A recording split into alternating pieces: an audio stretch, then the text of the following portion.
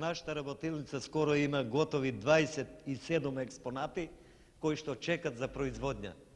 Оно до душе, нали, секаде 100% сите експонати не можат, односно патенти да се реализират, али од нив има такви патенти кои што огромни средства може друштвото да ги добие.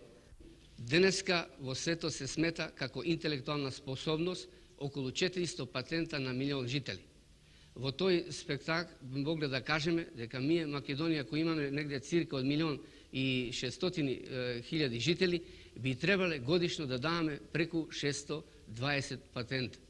Од друга страна, сакам да го истакнеме прво, дека од 45-та година до 72-та година во Социјалистичка Република Македонија има до сега пријавено само 79 пронајдока. Нажалост, примената на патентите е скоро загрижувачка. За разлика од примената на патентите во другите земји во светот.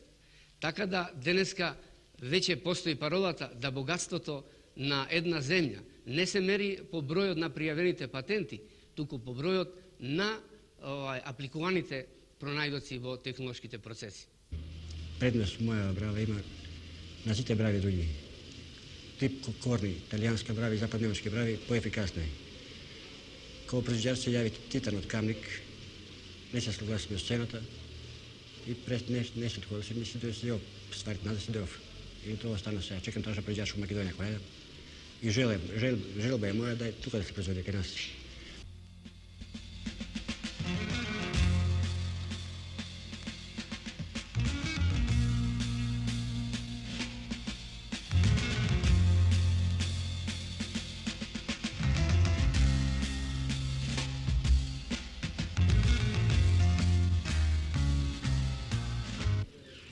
Се викам Никола Чорбески, работам во железничка станица Маџари. Се занимавав уште од порано со пронајдување на патенти на нови некои пронајдоци и меѓу ними пронајдов еден карбуратор за нафтена печка. Во железница, пошто ме видоа дека сум можел да пронајдам нов карбуратор за нафтена печка, тогаш вика дека се може тогаш да ги поправа стариве овие кои што често се јавуваат кварови.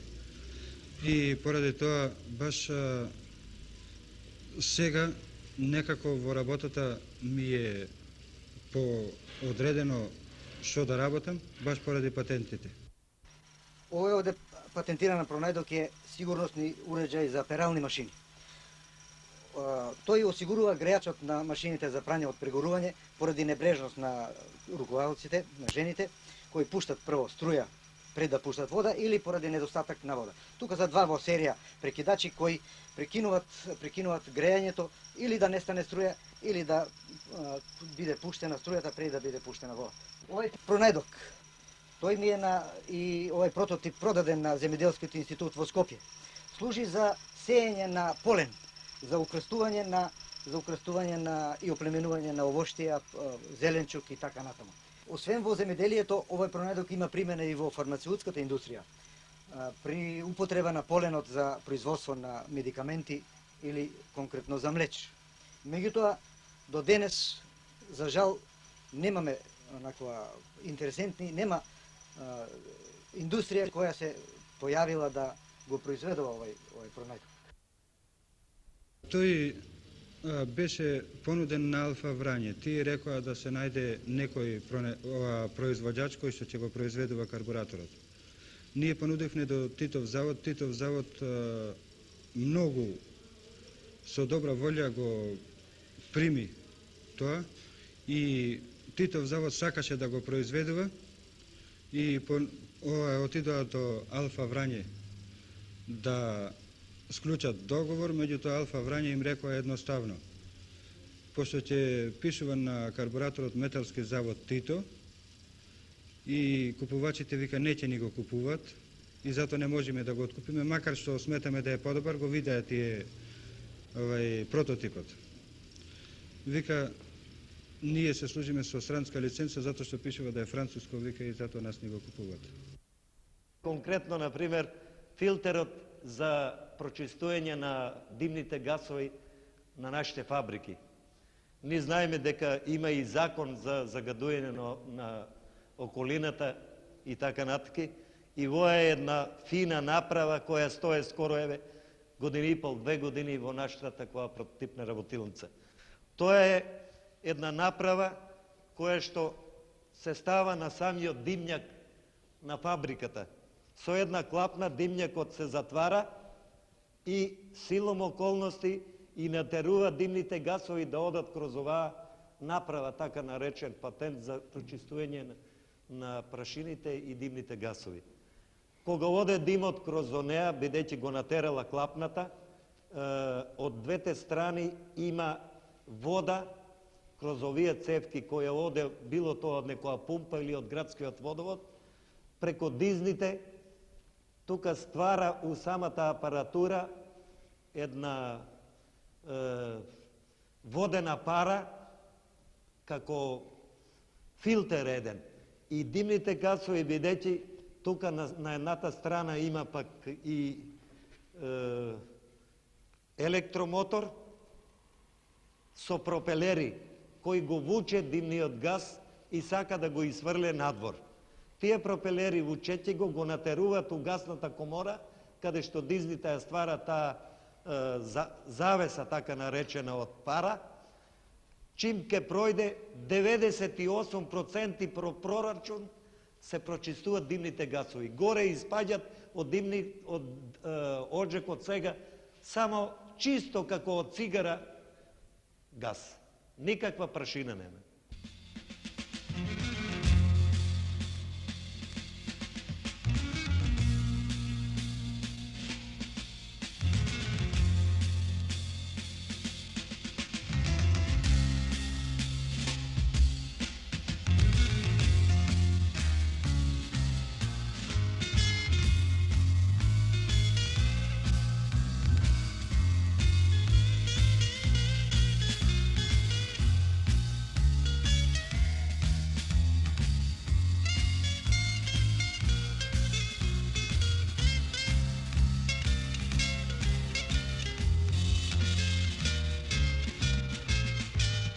Јас се викам Кочковски Љубомир, сум раководител на железна калупара во фабрика за стакло Скопје.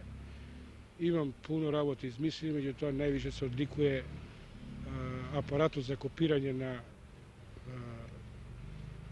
калупи со неправилни облици, кои има голема намена у фабрика кај нас. Заштитите се многу големи, со обзиром да таква една увозна машина кошта преку 60 до 70 милиона стари динари и намената во оваа фабрика е неисклучиво и неизбежно таква да има една машина. Уштедите се огромни, можем да речем се работи за огромни милиони во фабриката, така да тие трошкови се сманети, да речем, на минимум во однос на набавка на калупи кои се набавувале до сега од странство или од други фабрики од наша земја. Јас добив 900.000 стари динари. Замислите, например, 300.000 комада, оно кошта многу ефтино. До сега сите поклопци тие од плех и од федери што се коштат динари пол, овој кошта само 32 пари. Направите 300.000 комада, тоа 70 милиона динара. Може една мала, во една паланка, некоја фабрика, врло добро да просперира со неа. Јас сум директор на сектор за развој во индустријата за стакло, инаку дипломиран инженер во Наудовски Анастас. Во индустријата работам веќе 20 години и сум поминал скоро ни сите фази на работа, од шеф на лабораторија, преку шеф на погон, технички директор и последниве 7 години како директор на развојен сектор на индустријата. И порано постоеле групи и екипи во индустријата кои работеле на новаторство, рационализаторство и доста од тие пронајдоци се и реализирани и ден денеска уназад 10-15 години се користат. Посебно можем да кажем дека последните 7-8 години од како е и формиран секторот за развој, дека со поголема мелан, со поголемо внимание се привикнат кон таа работа и тој покрет за пронаоѓаштво, рационализаторство и внесување на нови елементи во процесот на производството е многу забрзан. Во тој правец индустријата донесе и правилник за наградување на рационализатори, иноватори и на нови пронајдоци во технологијата, кои, за жал, досега многу слабо се применуваше во праксата. Оваа работа, значи,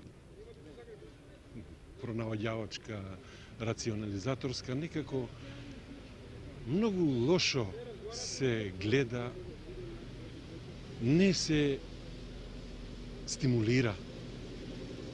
Ја знам, сум правил муабет со маса луѓе у капиталистичкиве земји. Шрафче едно наопако ќе го сврти, кај што добива у време, уместо 5-10 ќе сврти на тоа лентите кај што се производи, ќе му даде нешто, ќе го стимулира далje да мисли, со тоа добива. Ние кај нас некако слабо. Зависли е тоа на овој поединци, влијателни, невлијателни, споро иде.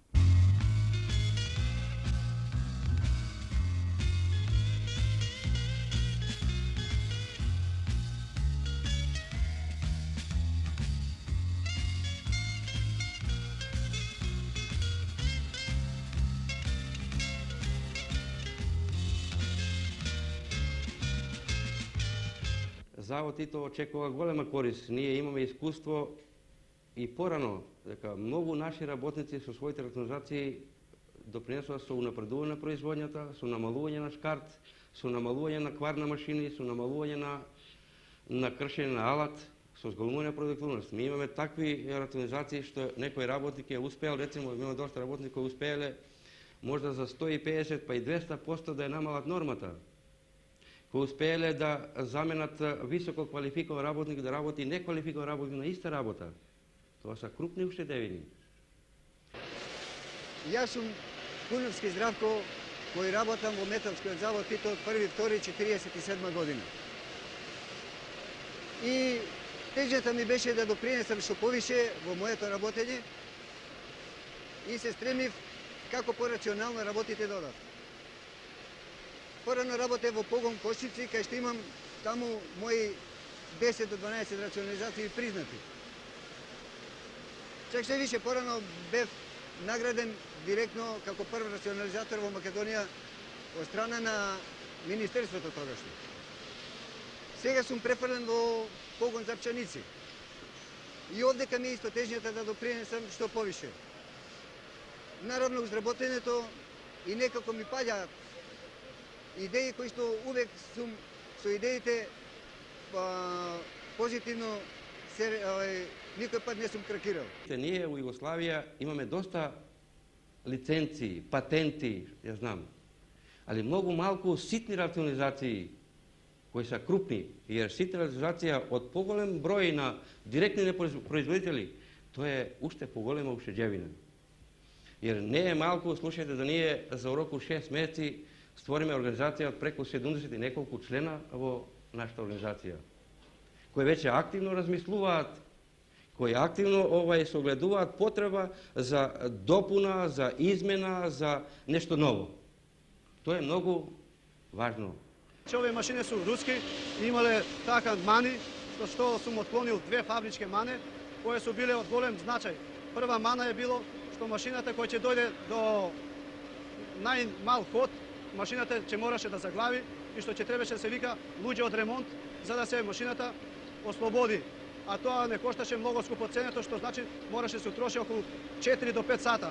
Додека ја дојдов на идеја, избушив таму си рупа која одговараше и што значи машината за 3 минута можеше да се ослободи. Пред него не са парите. Пред него е желја да нешто створи. Тоа е таа разлика, тоа е тој човек, специјален човек, тоа се специфични луѓе тие рационализатори и иноватори.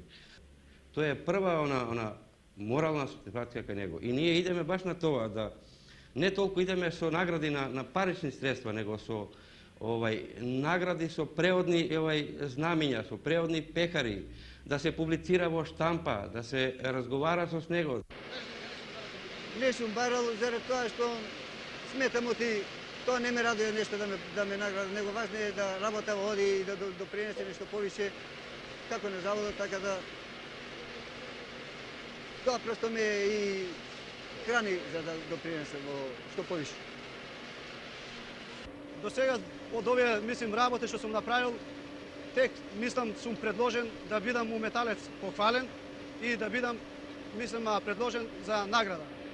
Тука имаме еден пронајдок, исто на еден наш другар, регулатор, со кој се регулира брзините на колите. Ни знаеме дека, нарочно камионите, не овие лимузините, него камионите, камионетки и така нататък имат одредена брзина до колку смеат да возат.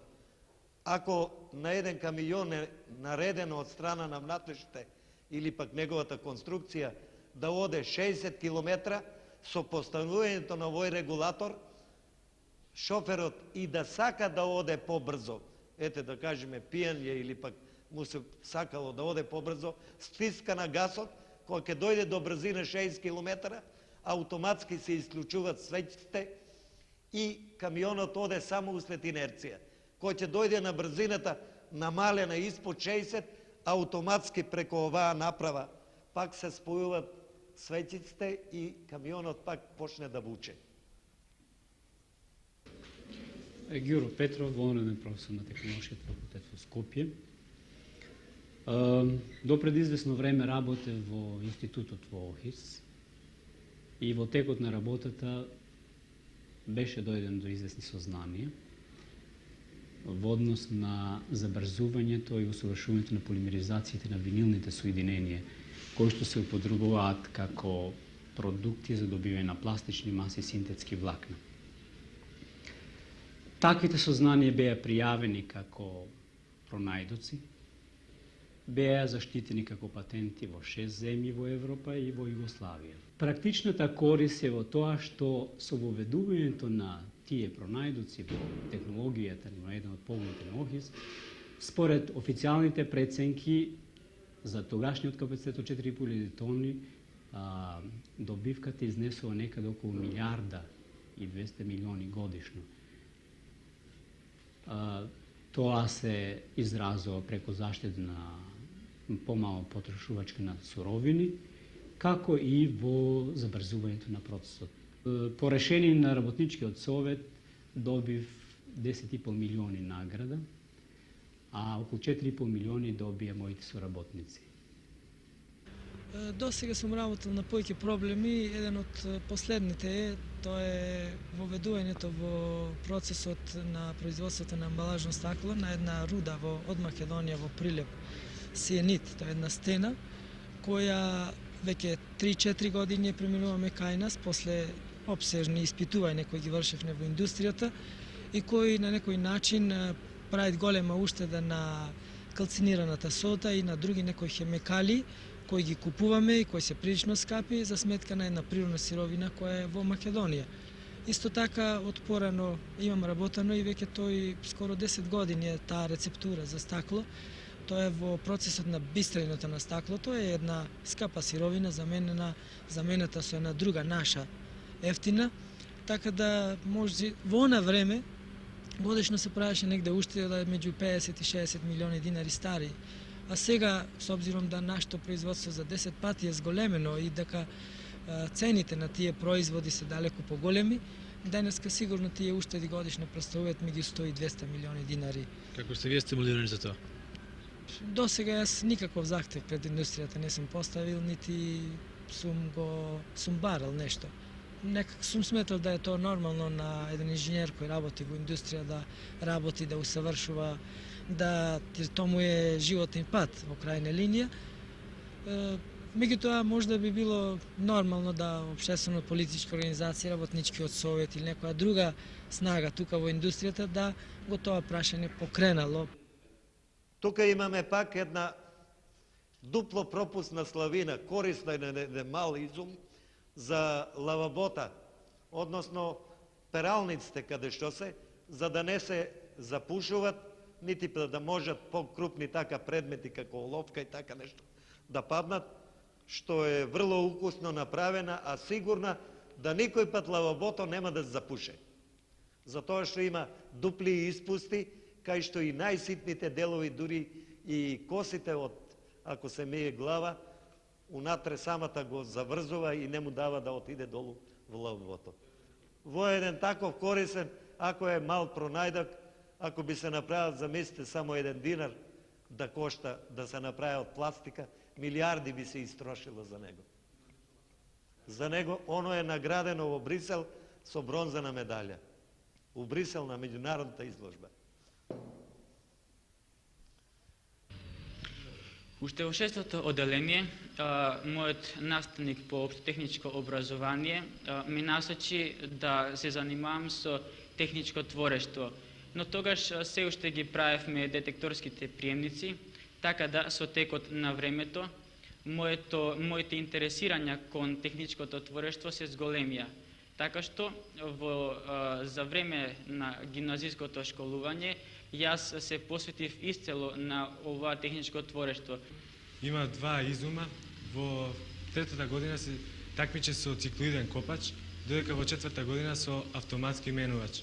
Мислам дека народна техника многу ми помогна во разработувањето на овие 2 изума, во тоа што ми даваше, се консултирав и ми даваше известна помош, како во давање на совети, така и материјална помош.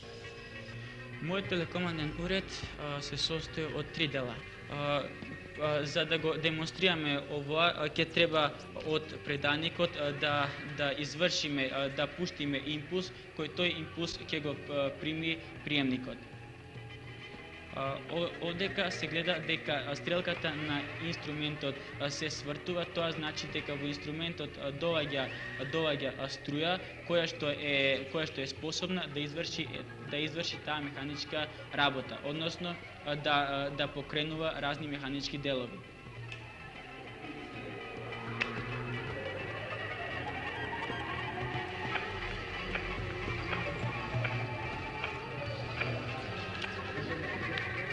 Овој принцип се користи, например, кај луноходот, кој денеска успешно шета по месечината. Потоа може да се користи и кај автомобилот, односно тој да се диригира без присуство на човекот. Се користи и кај разни бродови, кои што исто така одат по патот на сигналите. Може да се користи и во домаќинството, например, да се запали некоја печка или пак од автомобилот да се отвори вратата на гаражата. Тука имаме еден пронајдок на наш еден високо квалификован електричар, кој е многу корисен, не само корисен, него и ефтин. Према прорачунот за правење на еден оваков семафор, и сегашните кои се на електроника, разликата е до 400 до 500 пати поевтино. Овој семафор е гледан од нашите предпријатија и установи, како патишта, така и народна милиција и сите, али ете така не може никој да се реше да го земат во производња да се проба. Ми кошта много, зашто не е само тој патент кај мене, имам и други ствари, може да почнем околу 2-2,5 милиона динара, може и повише. Да, а време околу 15 години работа. Конкретно оваа ствар од 4 години наука е. Оној кој сака да стане рационализатор, кој сака навистина нешто да измисли, да даде на нашето општество, он треба да се жртвuje не само материјално, него многу ноќи неспиени. А то имаме доста примери дека саботите, неделите и празниците се најдобри денови кога он може да работи, да нешто создава. Тоа значи откажувањето од онај нормален живот што модерното општество му го денеска пружи. Со пронаѓаштво, ако така може да се рече, се бавам уште од дете. Преди 40 години, од денот кога на татко ми му го украдов, така рече, од Дуќанот подковичестиот магнет за собирање на клинци и направиха електромотор. Од тога и наваму постојано во автобус, по улици, во воз, постојано размислувам, постојано правам некакви цртежи и скици. Мојот новчаник на место пари пуње со скици и со разни цртежи. Ова пасија не може со цифри да се изрази. Затоа што овие пронајдоци што сам ги патентирал коштат околу една месечна плата. Меѓутоа, сета ова литература, овај алат, овие години, 40 години, моето слободно време во недели, во суботи, кое го проведам овде, многу повеќе кошта отколкуту тој износ кој е изразен како материјални трошкови во овие патенти. Од друга страна, како што гледате, ништо. Само тоа да биде негиран, да биде изложуван на критика, па и јавна критика, бидејќи на некој начин сакал да го реализира и да се тој пронајд го материализира. И често е уште поголема трагедија е таја што голем број на пронајдоци кои се нуда на поедини предпријатија, они не го гледаат пронајдокот како таков, туку и колку оно ќе допринесе финансиски на предпријатието или колку ќе допринесе за водењето, подобрувањето на технолошкиот процес, туку важно е прашањето кој е пронајдувач, што на жалост е многу лошо. Во друштвото постојат уште многу други поситни пронајдоци, нарочно така што можат полесно да се изработуват и сето тоа ако се реализира, ја не знам како да кажам, ако претерам не милиони, него може и милиарди лежат тука. Поради незаинтересираност на нашата привреда или пак како тоа, према нашето студирање во друштвото постојат разни причини. Негде дават отпор директорите, негде пак документациите не може да ги изработат и на тоа така остава да привредата слабо ги купува. До сега ние имаме реализирано 4-5 патенти, се на се.